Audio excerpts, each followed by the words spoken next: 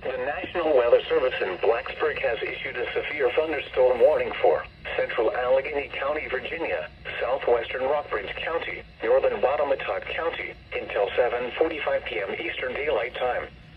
At 6:42 p.m. Eastern Daylight Time, a severe thunderstorm was located near Glen Wilton, or near Covington, moving southeast at 25 miles per hour. Hazard, 60 miles per hour wind gusts and quarter-size hail. Source, radar indicated. Impact, hail damage to vehicles is expected. Expect wind damage to roofs, siding, and trees. Locations impacted include Covington, Clifton Forge, Buck Canyon, Eagle Rock, Iron Gate, Low Moor, and Springwood.